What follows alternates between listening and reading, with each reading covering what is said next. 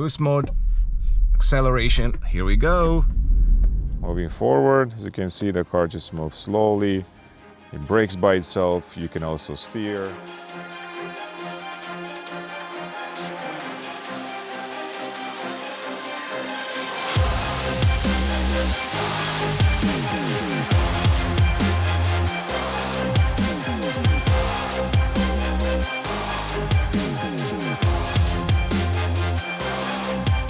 Hey guys, welcome back to the BMW Blog YouTube channel and welcome to Germany, as you might have guessed by this scenery. I am back in Munich to test drive some exciting cars. I've had a chance to drive the M4 CS, M5, yesterday the i5 M60 Touring, and now I'm back into another i5 Touring, this time the eDrive 40, the rear-wheel drive version of the new 5 Series all electric. In this video, I'm gonna be talking about the driving experience first. At some point, I'm gonna hop outside the car so we can take a look at the design and the practicality of the new i5 Touring. And then of course, we're gonna be talking specs, interior design, and technology. So let's get going with specs first. So this is the i5 Touring eDrive 40. Essentially, rear-wheel drive car. It weighs about 2,180 kilograms, which makes it nearly 200 kilograms lighter than the i5 M60 Touring. So the driving experience will be a little bit different. 340 PS, 430 Newton meters of torque, and that's enough to take this car from 0 to 100 kilometers per hour in 6.1 seconds. Top speed, 193 kilometers per hour. Of course, it's an electric car, so first we need to talk about battery specs, range, and charging. 81.2 kilowatts hour, that's the battery capacity, and that's going to give you a range up to 560 kilometers on the WLTP cycle. Of course, that range is quite a bit based on the configuration of the car, the options, the packages, and most importantly, on the tire being used. I'm riding on 21-inch sport tires, summer tires today.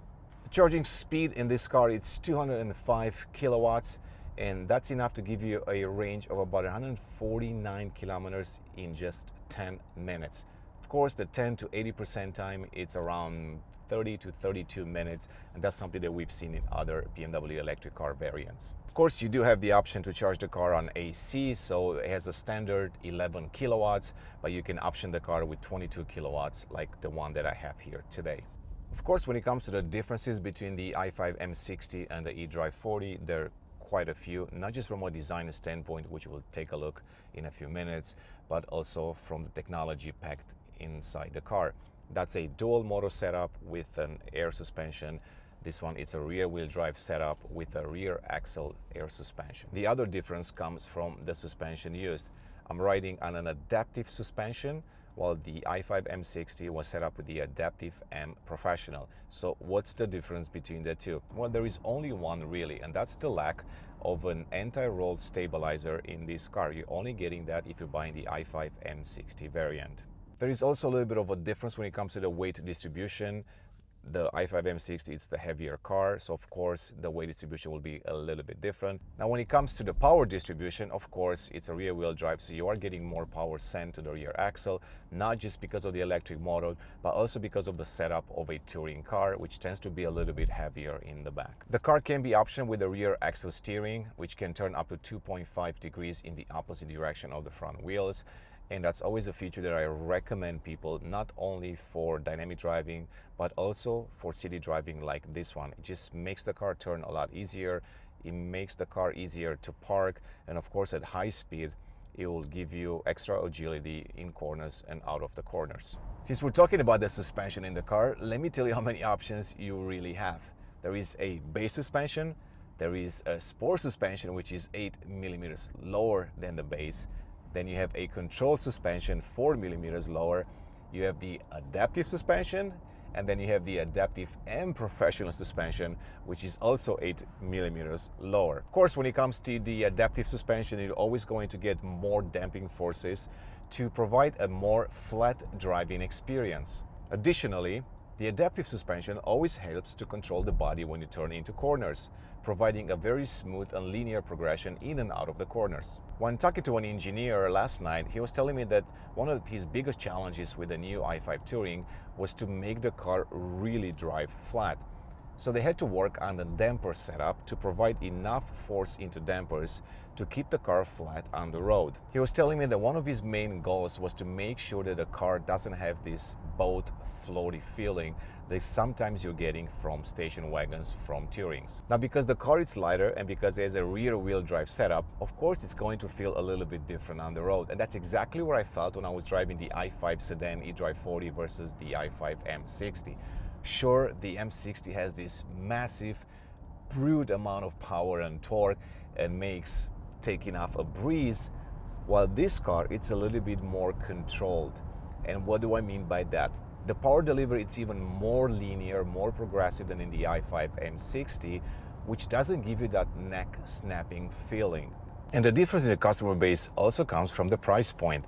This car starts at about 72,200 euros, while the i5 M60, it's over 100,000 euros at nearly 102. So that's quite expensive. All right, so we found a nice stretch of road, so let's see how the car drives. Once again, nicely turning in. The body roll, it's really nicely controlled. You're getting just enough body roll to feel the lateral forces so you can get more steering feedback in that case as well. You can see the car just kind of floats nicely on the road, flat in many ways, and of course in a very controlled manner. As you can see, driving through city center or small villages here, you can see how easy it is to maneuver the car. Keep in mind, this is a very large car. It's over 5 meters long and nearly 2 meters wide. But it's so easy to maneuver, honestly, and that's the beauty of that rear active integral steering.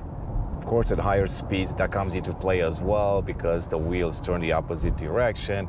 So give the car a very composed stance on the road. You can see here, pushing the car quite a bit. And it just goes into corners and comes out of corners in a very controlled manner. You can see the power delivery kind of builds up slowly. You're not getting that instant torque immediately. There is a little bit of a lag there, and that's by design, as I said. You know, you can use also the B mode to do the braking for you. Right now I'm in the comfort mode, so the suspension is a little bit softer, the steering is a little bit softer. The overall car, it's less aggressive than it would be in the sport mode, which I'm gonna try in a sec because that's something that we always do in our videos to see the gap in between the driving modes. Of course, it still has the EPS steering, and the application is completely different in the electric car than in an ICE version, for example. Of course, because how the electric motors behave and how the setup of the drivetrain really is, you are getting a different steering feedback. I know it's probably not relevant anymore today for a lot of people, but of course we still have to cover it. So naturally, it's kind of the same artificial steering that you're getting in electric vehicles, in some other BMW electric vehicles as well, with the caveat that if you want to get a little bit more feedback from the front wheels, you should probably switch into the sport mode and customize the setting there as well. It's also worth noting that this car is not meant to be an aggressive daily driver. The idea of this i5 Touring is to be kind of like a Swiss Army knife that does a lot of things well. It's supposed to be versatile, it's supposed to be good for daily driving, and especially for road trips. We're in Germany, and of course the culture here and the customer type usually requires a versatile car that they can take their family with, a car that they can use for road trips to a hiking location or even for vacation. It's not unusual for Europeans to drive from one country to another, even for long distances, like really long distances, instead of flying. So the 5 Series Touring, it's always been an extremely popular car in Europe. It's so popular that I was told that 95% of customers in Germany prefer the Touring over a sedan version. And I can see why, because you're getting really the best of both worlds in this car. You have a lot of interior space, you have plenty of cargo space, of course with the seats down up to 1,700 liters from 570, and you can even tow with this car. It has a towing capacity of 1,500 kilograms. The other one, the i5 M60, can do up to 2,000 kilograms. The 5 Series sedan, it's always been kind of the staple in the lineup of BMW. For many decades, it was considered the backbone of the brand. Everything was kind of built around the 5 Series. Of course, that has changed over time because the product lineup expanded. So it was always considered a very good value proposition when it comes to buying a new BMW. Now, of course, the line is being blurred a little bit more right now because not only you have a lot more variants from the 1 all the way up to the 8, even more on the SUV side, but also because BMW offers this car on a flexible platform which can accommodate a gasoline engine, a diesel, a plug-in hybrid, and of course an all-electric vehicle. So one of the new features in the BMW i5 Touring, of course, regardless of the variant, and in the 5 Series as well, it's the highway assistant. Essentially, it's a level 2 plus driving assistant system, and it's available in the US, Canada, and Germany. If you click the I/O button on the steering wheel, essentially you can drive hands-free for a very long period of time. You can see right here, hands-free, the car does the steering for me, braking and acceleration as well. And there is one more cool feature in the car, and that's the ability to change lanes by simply looking into the left mirror like I'm doing it right now. So if all the conditions are being met, if there is no incoming traffic, if you're on the highway and a few other conditions, then the car will essentially change the lane for you. Like right now, as you can see, there is a car in front of me going slower than the speed limit, which is unlimited right now.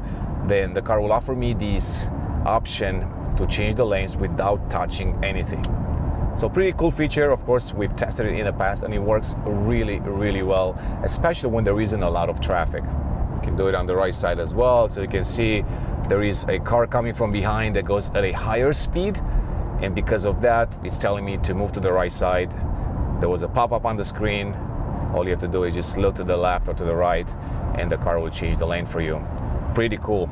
Of course, being in Germany and having certain sections of the highway with unlimited speed, you can push the car quite hard and quite fast, but that will come at a cost of losing range quickly. And I was at 97% just a few minutes ago, and if I go heavy on the accelerator, then you will see that battery deplete quite quickly. Of course, that's the trait of all the EVs today. Let's try a top speed, so 150, 173. Let's see where the limiter is on this car. That's it, we reached the limit, 195 kilometers per hour. And the reason why they limit the car, because if they don't, you're gonna be going at 250, 300 kph, and you're gonna be running out of battery quite quickly. So now it's time to hop outside the car. Let's talk about the design, exterior design first. I'm gonna show you the cargo space, and then we're gonna go back into the car and I'm gonna show you some of the technology inside the car and some of the trim options and all these features. So let's go take a look. So I'm doing a little bit of tailgating, but also we wanna talk about the design of the BMW i5 eDrive 40 Touring. You've seen the i5 M60e yesterday. In case you have not seen our video, please go check it out. So let's point some of the differences first, and we'll talk about the overall design. So if you recall on the i5 M60, the front end, it's a little bit different, and that's because of the kidney grille. On that version, you're getting the horizontal slats versus the vertical slats on the i5 eDrive 40, the sedan and the Touring as well. You are getting a similar, if not identical, M Sport Pro package, and you can see these piano black inserts all around. Very large air intakes, and of course some more air curtains on the side. Shadow line accents because of the M Sport Pro package, and of course the headlights are identical on all the i5 and 5 Series models. You have these two LED bars inside. They play on the double headlamps of the iconic BMWs, so really no surprise there. You've seen the i5 already before. Of course, you always have these creases on the side of the car, but before we talk about those, let's talk about the spats. There are no more spats on this variant, so very clean shapes right here. Of course, the same color as on the entire car, so that's a change compared to some of the outgoing models. Character line running all the way to the back. And of course, the idea there is to give the car additional sportiness, but also to break down the height of the car quite a bit. You have another crease on the bottom, something that we see quite often on BMWs, and clearly the rocker panel in piano black on the bottom too. Large wheels, 21-inch in this case with sport tires. Of course, I've talked about this as I was driving the car. And you have the M Sport brakes with red calipers and this really, really beautiful design, BMW individual wheels. Dual tone, you see the black and the silver accents right there. Now, of course, let's talk about the size of the car because it's quite big. Over 5 meters long, nearly 2 meters wide, and you can see the shape of the car. It has changed a little bit to the G30 generation, G31. You can see the more sloping roofline right here, a little bit more coupe-ish looking than before.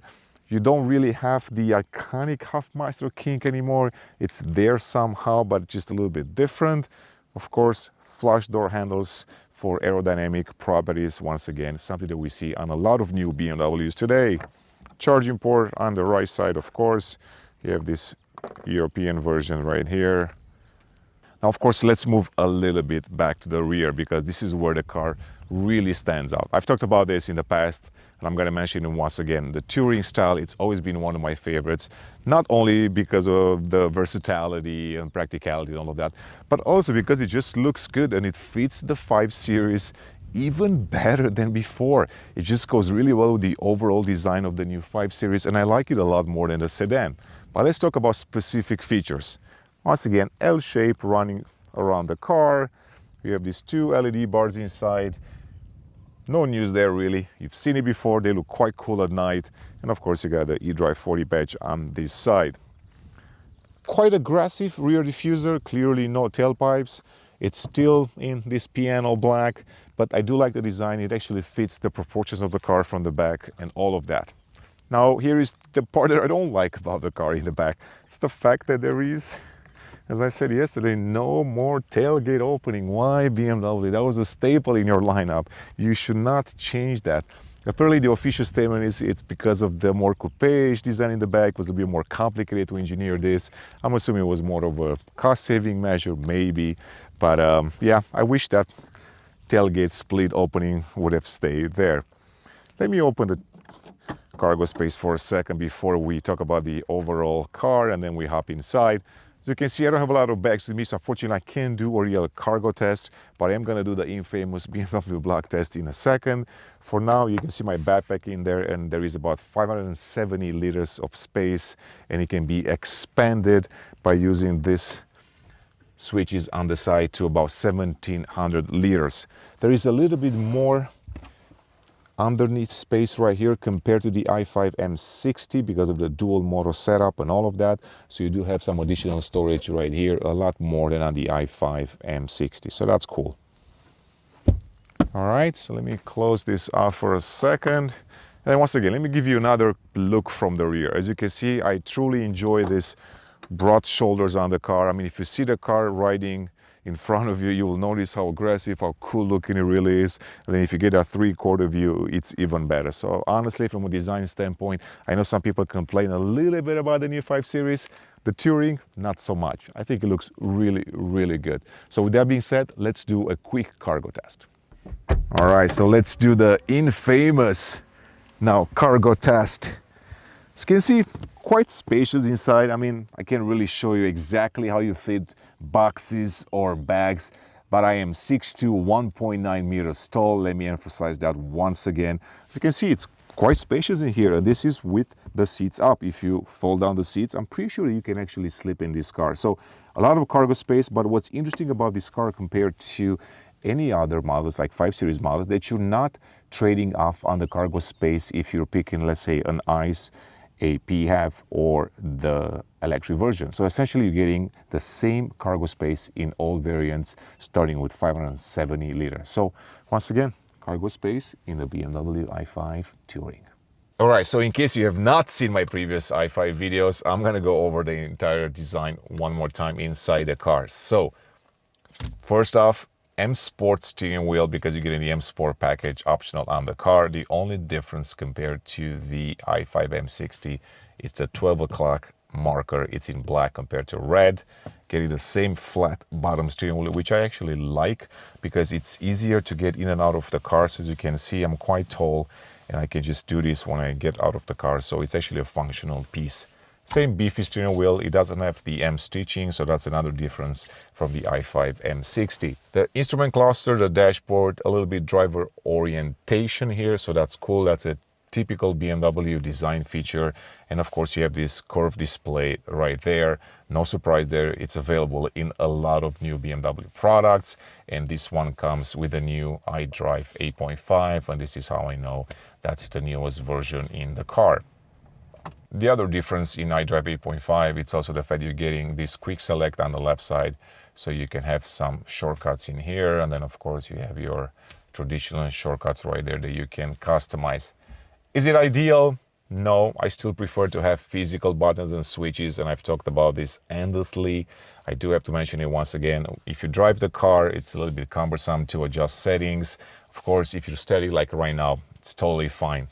Fingerprints are an issue when you do that, but that's the nature of touch screens. This area has been simplified compared to other models as well, very minimalistic, and this is why you lost some of these physical buttons and switches. Center console right here, identical to the i5, regardless which car you pick or which variant. This one comes with the glass package, the crystal package, so of course you're getting a few additional luxury items like this toggle shifter in crystal, start and stop button, of course the iDrive controller, thank you BMW for keeping that, and then of course the volume in crystal as well. Now on the negative side of things a little bit, one thing that I've been complaining lately is this piano black. I am not a fan, it looks luxurious for sure, it does, but just too many fingerprints on it, and honestly you can see scratches easily, so just the nature of it, so you have to babysit this one a little bit. Plenty of trim options in the car. This is an aluminum trim, but you can spec this in many different ways, and I believe there is a full vegan interior as well if you want to get that in the car. You can see the interaction bar running across from the side through the dashboard right there and through the doors, and it's a functional piece. You can see it turns into different colors. If you use the hazard lights, if you're getting a phone call, it's going to start flashing, and there are a lot of combinations for different alerts, like opening the door, it will alert you visually right there as well. And then of course you can change the ambient light on that too. There is a shift boost pedal on the left side. Of course, that's being used, as you've seen in the video when I was driving, to give you some additional power or bursts of power when needed. Seats, M Sport seats, ventilated, all vegan seats. Of course, in different markets, you are getting the leather option as well. I believe in Germany too. So there are quite a few variations in the car when it comes to upholstery and trim levels too. Fixed panoramic roof, it does not open, but it's quite big, quite wide. I was in the back seat for a little bit testing something, and it's so nice because it gives you this feel of openness. There is a lot of light coming in, so that should make road trips with kids a lot more tolerable for them as well. Plenty of space, I guess, in the car, as you'd expect. You have the typical cubby right here. Then, of course, you have wireless charging there and more storage. You have the cup holders, of course. I tested this. They can hold really large beverages there. On the side, of course, you got more storage on the side. So exactly as you'd expect, you can store a large bottle of water, as I tested earlier.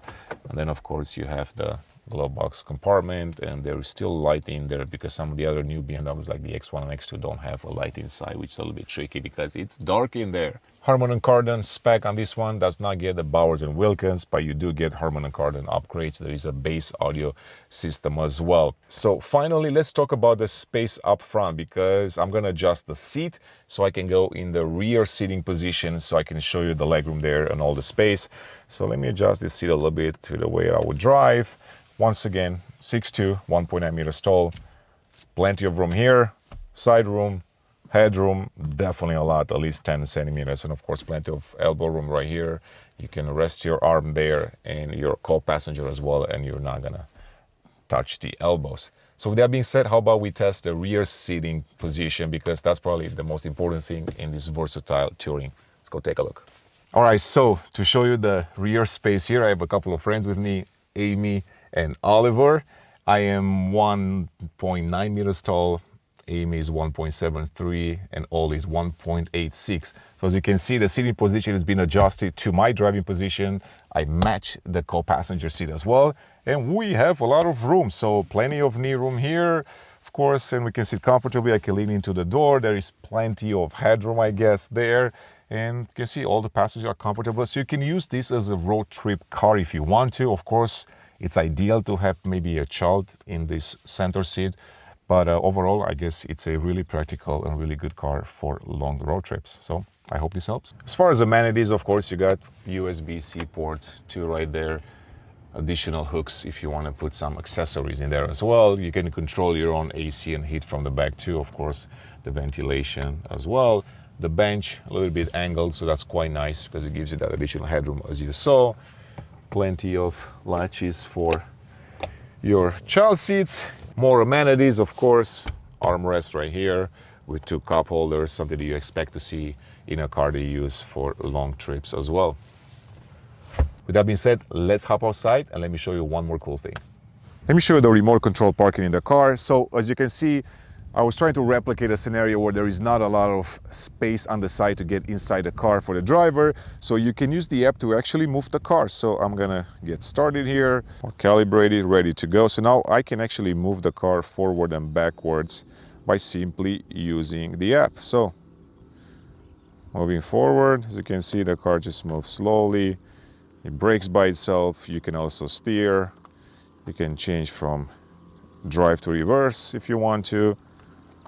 So that's forward. And let's go backwards. Same idea, of course, no difference. You have to stay close to the car because this is NFC enabled. So you have to be as close to the car as possible, also for safety reasons, so you can see the car, what it's doing. So that's a cool feature in the car. It's extremely useful, especially in those tight garages in Munich. It's so tough sometimes to get in and out of the car. So this makes that whole task a lot easier. So here are some fun roads coming up. So let's switch over to the sport mode. Everything is dialed up a little bit more. Suspension, steering, braking as well. Of course, the power delivery is a little bit more aggressive. If you need more power, you can always use the boost mode here with these pedals. You're getting additional power up to 10 seconds at a time, I believe 18 PS. There is a little bit more slip in the rear, of course. Brakes are great.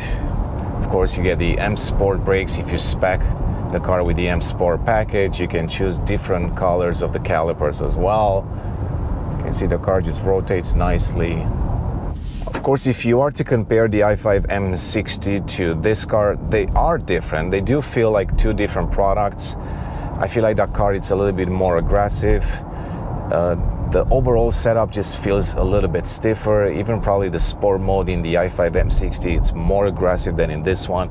So essentially, this is why BMW mentioned that they believe that the customer base will be completely different, not just because of the price point.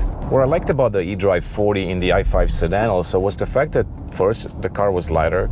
Second of all, when you push the car hard, it kind of has that old school BMW feeling of a real wheel drive car. So the question is by now, which one do I enjoy more? Do I enjoy the i5 M60 with the massive 601 PS? Or do I prefer this 340 PS eDrive 40? And that's an interesting question for sure. I mean, if I'm looking for the ultimate performance, clearly the i5 M60 will blow your mind. It's ridiculous fast. But if you're looking for a good daily commuter and a good road trip car, I would say this is the better option. It has everything that you're getting in the i5 M60, from the technology to the specs in the car, to the trim, to the upholstery options, and of course to the same interior and cargo space. So if it was my money, I would absolutely save the nearly 30,000 euros. I would spec this car in a really nice color combination with a really cool interior. I would absolutely upgrade to the active integral steering. I would definitely get the highway assistant option. And then essentially you can get a really nicely well-specced eDrive 40 compared to maybe a more base i5 M60, even though that car does come with a lot of standard features. Let's talk a little bit about the brake regeneration in the car. So no difference from the i4, iX, i7 or the i5 sedan. You're getting the same system, B mode, 1 pedal feel. If in the D mode, then you can get the option of an adaptive mode. You can customize that even further from a low to a medium to a high setting. But if you want the ultimate regeneration into your battery pack, you're always gonna get the B mode to drive in. That's the mode that I usually swap in immediately because I'm so used to the 1 pedal feel from the old school i3. I use that mode in my i4 and also in my X, and I love it because all I have to do is this, just kind of lift off. I anticipate by now where the car will stop or turn, and then it just makes it easier without having to use the brake pedal. So here we go, back into sport mode. How about that? Perfect.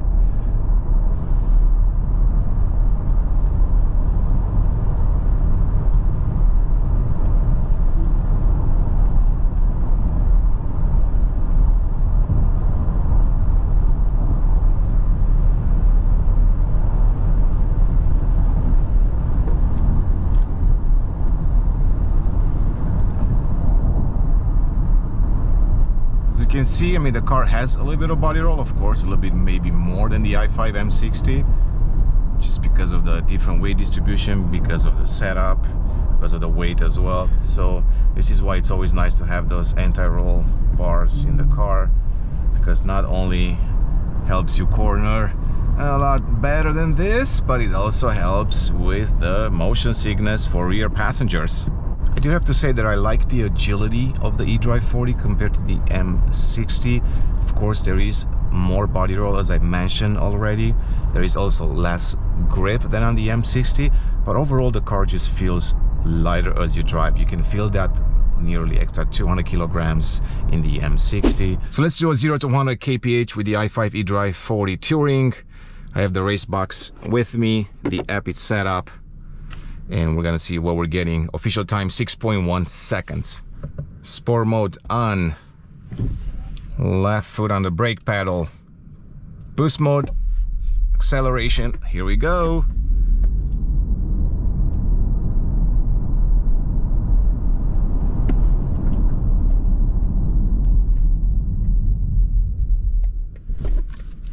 Let's see what we got. 5.73, so a lot better than the 6.1 coded.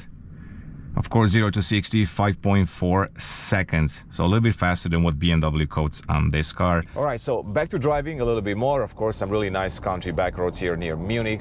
So let's talk a bit more about the suspension. I've only had a chance to try the adaptive suspension, adaptive M so far in the new i5 family, so I don't have experience with the other setups. But based on the i4, for example, I kind of have an idea what to expect. And I'm always going to gravitate towards the adaptive suspension. I feel like it does everything so well. And if you can splurge for the adaptive, you should absolutely get this one. All right, so I traveled nearly 600 kilometers over the last 2 days with the i5 Touring M60 eDrive 40. So naturally, I should be able by now to tell you my final thoughts. So once again, which one should you buy? I'm not even gonna ask you if you should buy the i5 Touring, because I've already concluded in the previous video that this is absolutely the first choice in the 5 Series lineup. You should always go for the Touring first, unless you have an affinity for the sedan. I don't see why you would pick that car over this one. But when it comes to the different variants, there is a delta, and that delta has been explained quite a bit in this video, and I'm gonna say it one more time. You should buy the eDrive 40. It is cheaper, it is fun to drive, it is lighter, you're getting more range, you're getting the same luxury amenities in the car. You are getting a little bit of a different design as well. So I don't see why you would go for the M60 other than the bragging rights. As I said already, if you want to brag about the times, if you want to have a little bit of MDNA in your car, then of course that is a very capable car, with the only shortcoming really that it has a lower range because of the higher power output. Overall, I think the 5 Series Touring, i5 Touring, it's a very, very compelling product. There are a few small annoyances, as I mentioned in my exterior design review, but overall, BMW, I feel like they nailed the brief on this car, and it will be a quite successful car because they sold, according to them, over 1.2 million Tourings since 1972. So you can tell how popular this car really is in Europe. And definitely, it's a car made for Europeans. It's a car that speaks to Europeans.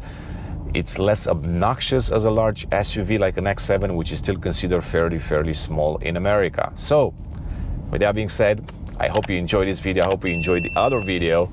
So stay tuned, because we'll have a lot more things coming up, including some M5, some M4 CS, some X3s, and a lot more. So some really cool surprises in the pipeline. As always, thanks for watching, and I'll see you in the next one.